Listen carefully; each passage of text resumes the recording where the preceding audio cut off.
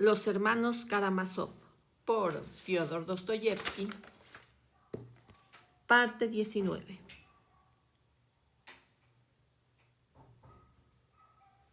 Pero hay gente que me está esperando ya desde antes de su llegada. Y usted, en cualquier caso, no mienta, añadió dirigiéndose a Fyodor Pavlovich con el semblante alegre. Salió de la celda. Alyosha y el novicio fueron corriendo tras él para ayudarlo a bajar la escalera. Alyosha se sofocaba. Estaba contento de salir, pero también estaba contento de que el starets no se sintiera ofendido y se mostrara alegre. Este se dirigió hacia la galería para dar su bendición a quienes lo estaban esperando. Pero Fyodor Pavlovich lo detuvo junto a la puerta de la celda. «Hombre bienaventurado», exclamó con emoción. «Permítame que vuelva a besarle la mano. Sí, con usted aún se puede hablar, se puede vivir. ¿Cree usted que siempre miento de esa manera? ¿Que siempre hago el bufón? Sepa que he estado fingiendo todo el tiempo, que lo he hecho adrede para ponerle a prueba, que he estado tanteándole continuamente para averiguar si es posible vivir con usted, para ver si tiene cabida mi humildad al lado de su orgullo.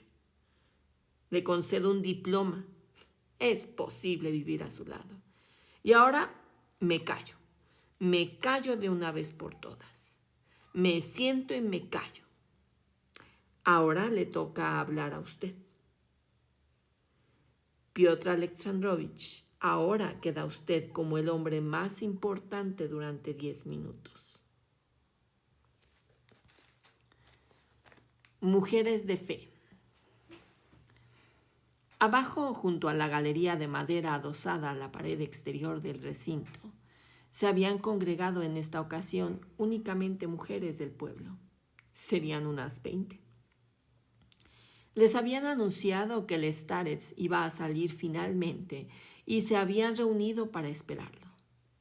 También se instalaron en la galería la terrateniente Jojlakova y su hija, que estaban igualmente esperando al starets, aunque ellas lo hacían en el aposento reservado a las visitas nobles.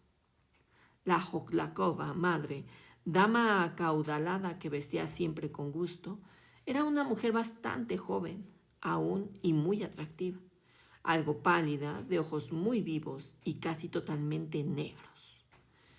No pasaría de los 33 años y hacía ya 5 que había enviudado. Su hija de 14 años tenía parálisis en las piernas. La pobre chiquilla no podía caminar desde hacía ya medio año y la transportaba en un alargado y confortable sillón de ruedas. Tenía una carita adorable, algo consumida por la enfermedad, pero alegre. Una expresión revoltosa brillaba en sus grandes ojos oscuros de largas pestañas. Ya desde la primavera, la madre había decidido llevarla al extranjero, pero se les pasó el verano por culpa de unos trabajos con sus propiedades.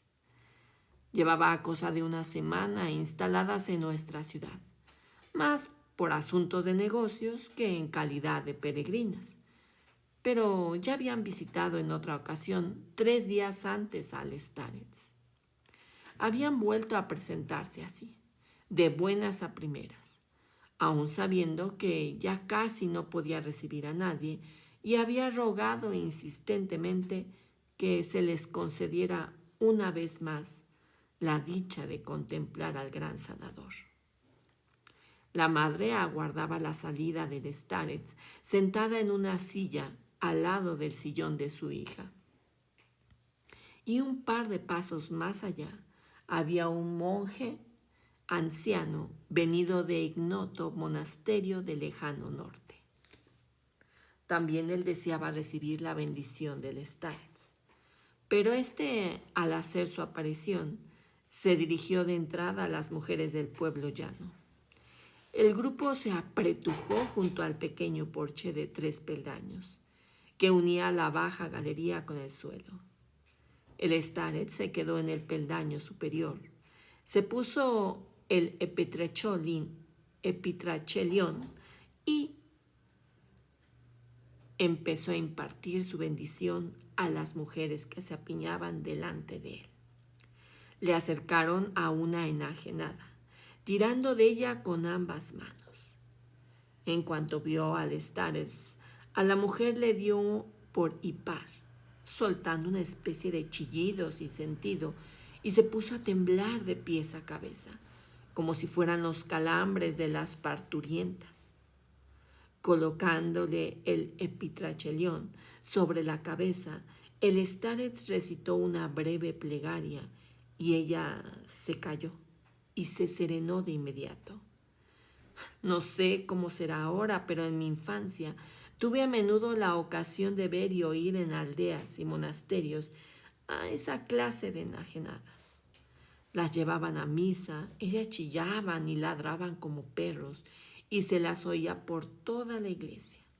Pero en cuanto mostraban el pan y el vino consagrados y acercaban hasta el sagrario, la posesión cesaba en ese mismo instante y las enfermas siempre se calmaban por un tiempo. A mí de pequeño aquello me impresionaba mucho y me dejó perplejo, pero también oí decir a algunos terratenientes y sobre todo a mis maestros, gente de ciudad, en respuesta a mis preguntas, que todo aquello era una pura comedia para no tener que trabajar y que siempre podían extirparse con la debida severidad, y para confirmarlo aducían toda clase de anécdotas. Más tarde, sin embargo, descubrí con asombro, gracias a ciertos especialistas médicos, que no se trataba de ninguna comedia, sino de una terrible enfermedad femenina, especialmente común aquí en Rusia, lo cual da testimonio del cruel destino de nuestros campesinos. Se trata de una enfermedad originada por los trabajos extenuantes a los que se dedican recién salidas de partos duros, complicados, en los que no cuentan con ayuda médica de ninguna clase, y exacerbada por la amargura inconsolable, por los golpes y demás calamidades, que no todas las naturalezas femeninas son capaces de soportar en la misma medida. Aquellas extrañas y repentinas curaciones de mujeres posesas, aquejadas de convulsiones, que solían producirse en cuanto se les acercaba el pan y el vino, y que, según me habían explicado, no eran más que una comedia, o peor aún, un truco ideado por la misma clerigalla, o poco menos, se producían muy probablemente de un modo perfectamente natural. Tanto las buenas mujeres que acompañaban a la enajenada, como sobre todo la propia afectada, creían a pie juntillas como verdad irrevocable que el espíritu maligno que se había apoderado de la enferma jamás podría soportar que la llevasen y obligasen a inclinarse ante el pan y vino consagrados. Por ese motivo, siempre se manifestaba, pues no tenía más remedio que manifestarse, en la mujer desequilibrada y desde luego psíquicamente enferma, la inevitable convulsión en todo su organismo en el momento de la reverencia, convulsión causada por la espera del obligado milagro de la curación y por la fe ciega en que el milagro iba a ocurrir.